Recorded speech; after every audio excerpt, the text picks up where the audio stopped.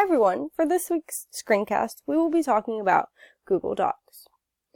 As most of you know, we will be using timelines and forums in our unit for natural disasters. I have chosen Google Docs because I think it is an important and efficient way to share information.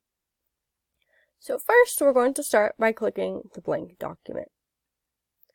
Then what you can do is you can name your document whatever you'd like. My suggestion would be to name the document your name and then journal, because this will be for your forum posts. Let me just get rid of that real quick. Okay, so now you can write all of your forms like this, whatever else. And so then after that, a really cool tool is you can go to File and then Share, and then type in your classmates' email, the classmates that are in your group, that is, and then click Share.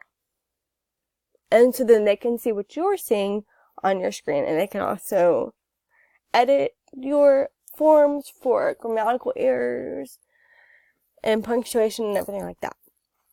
So from then, what you can do is you can go to File, and then go to New, and then we'll click Document, and then it will pop up with a blank document like so. From there, you can, again, we'll go to, this will be the document that you use while you are in your groups for the timeline assignment. So what you can do is you can say, okay, well, we're group 4. And then, once again, you can go to File, Share, and share with your group. After it's shared, click Done, and then from there, they can see what you're seeing, like I said. And then you can go to Insert Image from the web, but always make sure that you have permission from the teacher first. So then, while we're on Google Images, we're going to look up Venn diagrams in order to compare and contrast opinions on what the timeline should and shouldn't look like. So we're going to look until we find a blank one, like this. And then you can click Inserts.